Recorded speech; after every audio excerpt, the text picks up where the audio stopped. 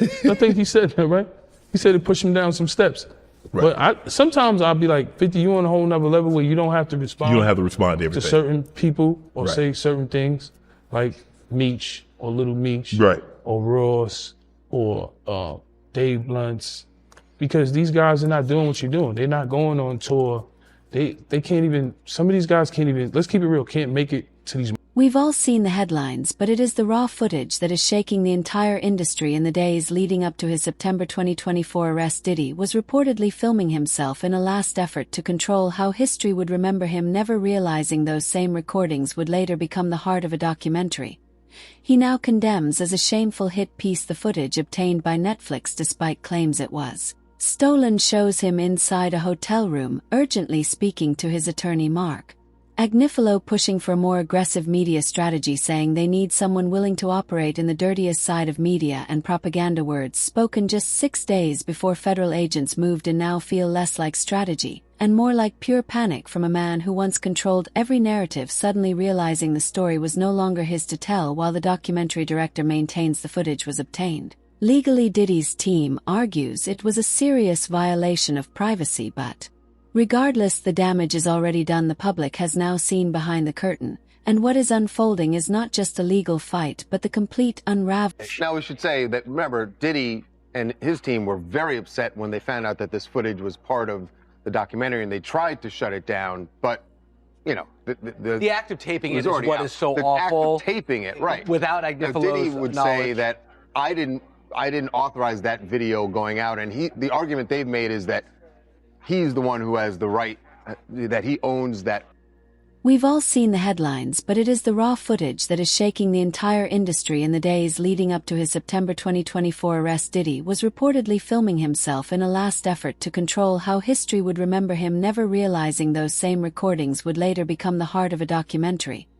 He now condemns as a shameful hit piece the footage obtained by Netflix despite claims it was stolen. Shows him inside a hotel room, urgently speaking to his attorney Mark Agnifilo, pushing for a more aggressive media strategy, saying they need someone willing to operate in the dirtiest side of media and propaganda. Words spoken just 6 days before federal agents moved in now feel less like strategy and more like pure panic from a man who once controlled every narrative, suddenly realizing the story was no longer his to tell. While the documentary director maintains the footage was obtained legally, Diddy's team argues it was a serious violation of privacy, but regardless, the damage is already done. The public has now seen behind the curtain, and what is unfolding is not just a legal fight but the complete unraveling of a once untouchable dynasty.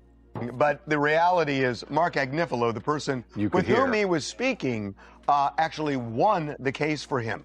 This is a huge betrayal. Look, Agnifilo, there is no way he isn't outraged that Diddy was secretly recording him, and this ends up in this Netflix doc. Meanwhile, the fallout is no longer limited to Diddy's prison cell, as his son Christian, seen as the next in line to the Combs empire, is now caught in a lawsuit that sounds more like a dark tabloid nightmare than a legal filing. According to court documents, a woman identified as Jane Doe claims that back in 2017 Christian brought her to Los Angeles with promises of a television opportunity, only for her to be held inside a Beverly Hills mansion where she alleges she was assaulted by Christian and 2 other masked men, one of whom she believed was Diddy himself. The lawsuit paints a disturbing picture of an entire weekend marked by coercion, substances, and what she describes as a brutal, traumatic ordeal. While Christian's legal team has firmly denied all allegations, the timing could not be worse, with Diddy already facing a flood of civil cases involving more than 100 accusers. This lawsuit feels less like an isolated incident and more like part of a larger pattern, and as documentaries and juror interviews have shown, patterns are what ultimately bring down powerful empires, and in the Netflix series, jurors from Diddy's criminal trial have now spoken out, and their words are chilling. There is a partial verdict in the Diddy case. After 2 days, the jury has reached unanimous decisions on 4 of the 5 counts. The problem is that 5th count means that we don't get to find out what the verdicts are on the other 4, because they are hung up on. One juror admitted that when the split verdict came down guilty on 2 counts of transportation but acquitted on racketeering and human trafficking, their first thought was that the public would be outraged. Another juror revealed they struggled with the complicated dynamics of Diddy's relationship with Cassie Ventura, wondering why she stayed with him despite the alleged abuse. They described it as 2 people in love, as if that could somehow explain the hotel hallway footage from 2016 showing Diddy assaulting her. But love does not erase bruises, and jurors do not decide morality, they decide guilt. While Diddy walked free on the most serious charges, the documentary makes it clear that the court of public opinion has already delivered its verdict, and now the looming question is whether his son's mounting legal troubles will serve as the final nail in the coffin for the once untouchable Combs dynasty. That he has, with others, and just because no one else has been charged, which normally in a RICO case you would have others charged, it was a statute that designed to get mob bosses, trying to get at criminal behavior that's like a web of criminal behavior that you can't necessarily prove, like the one thing or the statute of limitations expired on the other thing, but you're just showing this bad guy who's operating what's clearly an enterprise that over and over engages in criminal problems or criminal acts. But let's rewind, because the roots of this downfall run much deeper than a single trial or lawsuit. The documentary goes beyond the assault allegations, exploring Diddy's past from the 1991 stampede at a bad boy-sponsored event that killed 9 people to claims he bribed a driver to take the fall for a 1995 shooting. It revisits long-standing rumors about his connection to Shakur's case with former gang member Dwayne "Keffe" D. Davis, alleging in police interviews that Diddy offered him $1 million for a hit on the rapper. Davis is scheduled to stand trial for Shakur's case in 2026. And while Diddy has always denied involvement, the documentary presents these allegations as part of a larger pattern. A man who operated above the law for decades until the law finally caught up. Now with Christian facing his own legal battles, the Combs name is no longer synonymous with untouchable power but serves as a warning, and the financial stakes could not be higher, as Diddy's empire, once valued at nearly $1 billion, becomes a battlefield. And I think when it came to, it's not just the more serious charges, but it's the more complex charges, where the jury, in order to, for instance, find guilt on the racketeering charge, was going to have to find not just that Shawn Combs had kicked his girlfriend, had beat people up, had engaged in truly abhorrent behavior, but that he ran a criminal. And I think when it came to it, it's not just the more serious charges but the more complex charges, where the jury would have had to determine not only that Shawn Combs had kicked his girlfriend, assaulted people, and engaged in truly abhorrent behavior, but that he ran a criminal enterprise. Meanwhile, his mother Janice Combs and his son Christian are reportedly locked in a full-scale battle over control of the remaining assets. Insiders describe it as a real-life Godfather scenario, with Janice, who has always been a stabilizing force in Diddy's life, believing she's best suited to steer the ship, while Christian, now 26, is refusing to back down. Sources say he is determined to take the reins, even as his own legal troubles grow, and with Diddy's business partners distancing themselves like Dejo cutting ties with Ciro earlier this year, the family fortune is rapidly shrinking. The question is no longer just who will control what remains, but whether there will be anything left to control. And then there is the 50 Cent factor. The rapper turned mogul has never hidden his disdain for Diddy, and his involvement in the documentary is not just personal but also highly strategic. Because we now know who all the prosecutors will be on Diddy's trial. They're all women. They have assembled a team of female prosecutors, and that is definitely...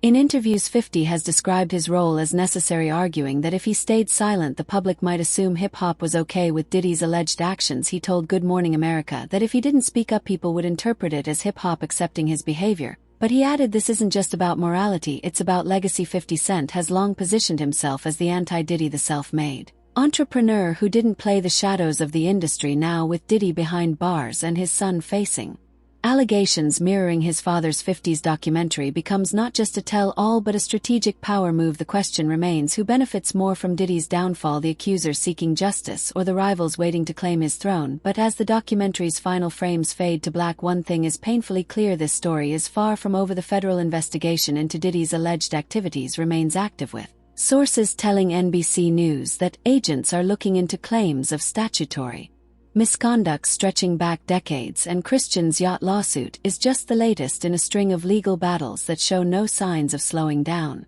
ABC News Live reports Shawn Diddy Combs is facing new assault allegations. The LA Sheriff's Department says that it's investigating a report from an alleged victim in Florida. That alleged victim has identified himself as music producer Jonathan Hay in social media posts that have since been removed. A spokesperson for Combs has not responded to ABC News' request for comment. And with Diddy's appeal pending, his team is already preparing for round 2, but here is the twist: no one is talking about the footage from those final days before his arrest was not just a desperate attempt to control the story, it was a blueprint. Diddy has always been a master of reinvention, from Puff Daddy to P. Diddy to Love. He has rewritten his image time and again, but this time the narrative is no longer his to control. The documentary, the lawsuits, the federal case have turned his life into an open book, and the chapters left to right may be the darkest yet. And then there is the whisper no one dares say out loud: what if Christian is not the only heir with secrets? Diddy's other son Justin was named in a 2023 lawsuit alleging he helped lure a woman to Los Angeles under false pretenses, only for her to endure a weekend of coercion and assault. The case was quietly settled, but the pattern is clear. The Combs name, once a symbol of black excellence and entrepreneurial genius, is now a liability. With each new lawsuit, each new allegation, the walls close in a little tighter. Diddy built an empire on loyalty, on the idea that Bad Boy was a family, but families turn on each other when the stakes are this high, and in this case the stakes are not just money or fame, they are survival. And as we piece together the timeline, one date stands out: December 28, 2022. That footage ended up going to 50 Cent and his production company, and it's kind of the centerpiece. Sold to them. Yes, was the centerpiece of the documentary. So watch this particular scene, because this is where a lot of people feel Diddy really screwed over someone that he should be very, very... That's when, according to the yacht lawsuit, Christian Combs allegedly assaulted a young woman working as a steward on a chartered vessel in the Caribbean. The suit claims she was incapacitated, groped, and trapped in a cabin, while Christian, heavily intoxicated, pressured her for intimate acts. Audio recordings allegedly captured by a producer on board paint a harrowing picture, her voice trembling as she tells him to stop, his response growing more aggressive. The lawsuit does not just accuse Christian of misconduct, it implicates Diddy by extension, arguing that the yacht's hedonistic environment was enabled by his father's influence. And if that is true, then this is not just like father like son, it's a continuation of the same playbook. But the story takes an even darker turn as the producer who recorded the audio, Rodney Lil Rod Jones, has his own lawsuit against Diddy, alleging he was pressured into procuring companions for the mogul's infamous freak-off gatherings. Same kind of extortion that we heard when Cassie took the stand and testified on that airplane ride back from France. Diddy said, "You don't do a freak off, I'm going to release one of the freak off videos that you are profiled in and humiliate." Jones claims he was forced to film these encounters, creating a trove of incriminating footage that federal investigators are now scrambling to obtain if his allegations are true. And if that footage exists, then Diddy's legal troubles might just be the tip of the iceberg, and Christian would not just be following in his father's footsteps. He would be walking the same path to ruin. The documentary's release has only intensified the scrutiny. In one shocking moment, Diddy is seen on camera just days before his arrest telling his son Justin, "God told me to do nothing, but other people need to do something because this is ridiculous." It's a rare glimpse of vulnerability from a man who spent his life projecting invincibility, but vulnerability does not play well in federal court, and it certainly does not help when your son is facing his own legal nightmare, one that mirrors the accusations that put you behind bars. The Combs family is learning the hard way that, in the age of viral outrage and federal investigations, no amount of money or influence can erase the past. We have some major breaking news. Shawn Diddy Combs has just filed a $100 million defamation lawsuit against NBC Universal for the making of Diddy, the making of a bad boy. His lawyers have sent cease and desist letters to Netflix accusing the streamer of using stolen footage and calling the documentary a hit piece. They have pointed fingers at 50 Cent, framing his involvement as a personal vendetta, but the public is not buying it. The documentary's release has sparked a renewed frenzy, with viewers dissecting every frame, every allegation, every contradiction in Diddy's defense, and with each new revelation the question grows louder: how deep does this go? The federal investigation is still active, the lawsuits keep coming, and now with Christian's name dragged into the fray, the Combs legacy is not just tarnished, it is under siege. But perhaps the most damning detail of all is not in the documentary or the lawsuits, it is in the silence.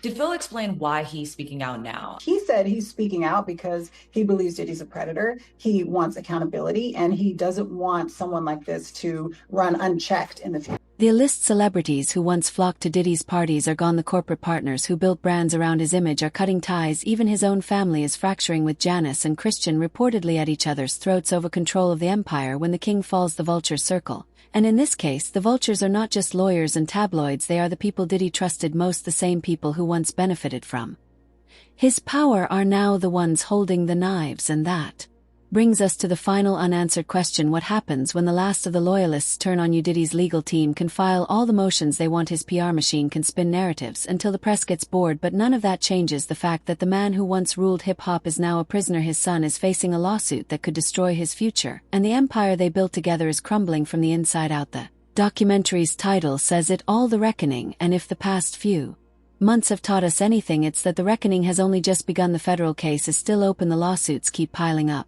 and with each new day the Combs name sinks a little deeper into the abyss. But as the credits roll on part one of this saga, one thing is certain: the story is not over, not by a long shot, because while Diddy rots in a cell and Christian battles in court, the real question is not about guilt or innocence, it's about survival. And in the world of Shawn Combs, survival has always come at a cost. The only difference now is the cost might be everything. I have been freed.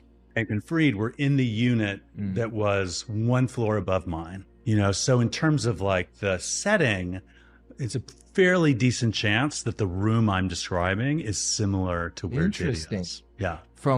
The parallels between father and son are too stark to ignore. Christian's yacht lawsuit does not just echo Diddy's past, it mirrors it with eerie precision. The allegations depict a scene straight out of the Bad Boy playbook: a young woman lured under false pretenses, substances allegedly slipped into drinks, and a power dynamic so skewed it borders on predatory. Insiders claim Christian's behavior was not just learned, it was encouraged, a twisted rite of passage in a family where influence and entitlement blurred the lines between ambition and exploitation. And if the audio recordings from that night are authentic, they do not just implicate Christian, they drag the entire Combs legacy into deeper scandal. One producer's testimony suggests this was not an isolated incident but part of a culture where boundaries were currency, and the next generation was expected to spend it freely. But here is where the story gets even darker.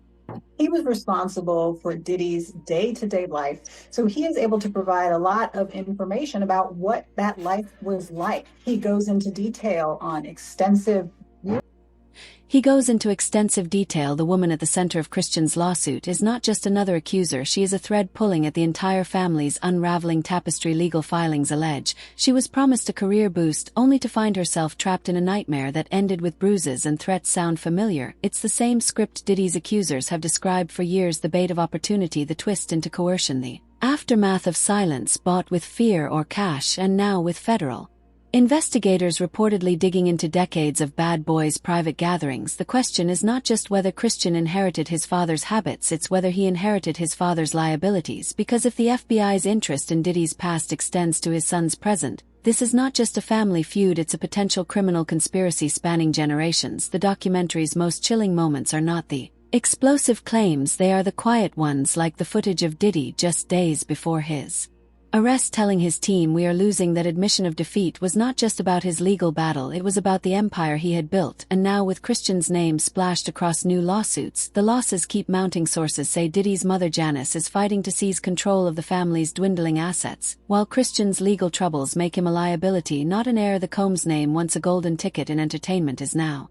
toxic. Radio stations dropping Diddy's music brands, severing ties, even former protégés distancing themselves. But the real damage is in the pattern. Christian's alleged misconduct is not just a personal failing, it is proof that the apple did not fall far from the tree. And if the FBI's probe expands, that tree might just get uprooted entirely. Then there is the elephant in the room, the timing. This is the flight where Diddy said to her, showed her she the video, testified showed her that the freak-off video. He showed her a video of a freak-off that she participated in and said, if you don't participate in another freak-off when we get to New York, I'm going to put this video out. I'm going to send it to your mother.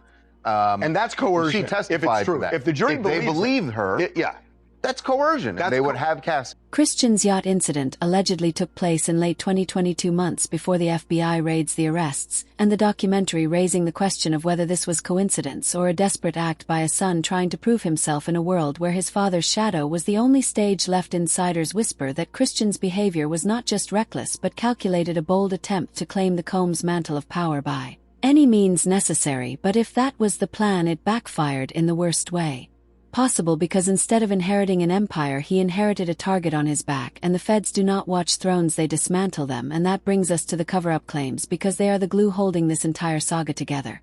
Now we've done 3 others where we've laid out the prosecution case. This time, we're talking specifically, what is Diddy's defense?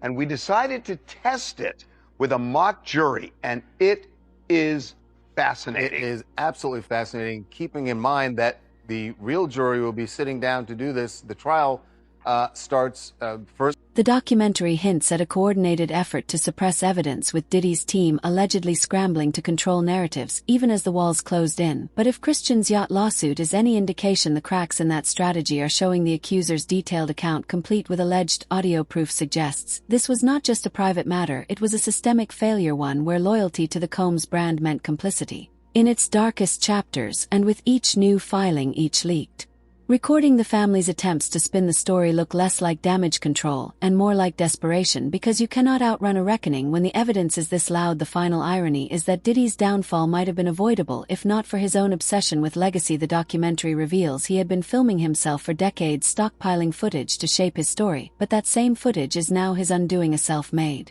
noose of incriminating moments, and Christian, his alleged crime, suggests he did not just learn from his father's mistakes, he repeated them with the same arrogance and the same blind spot for consequences. The Combs name was supposed to be untouchable. Instead, it is becoming synonymous with a different kind of immortality, the kind that lives on in court records and true crime specials, as 50 Cent's documentary drops its final bombshell, hinting at even more damning evidence yet to surface. We're left with one haunting question: how many more secrets are buried in the Combs vault? The lawsuits keep coming, the FBI's probe is still active, and if Christian's legal battles are just the beginning, then the Combs legacy is not just crumbling, it is being erased. So tell us in the comments, do you think Christian is the fall guy for his father's sins, or is this the next chapter in a family curse? Either way, one thing is clear: the Combs empire as we knew it is over, and the aftermath that is a story we'll be watching unfold for years to come. Stay tuned, stay sharp, and remember, in the game of power, the house always wins until it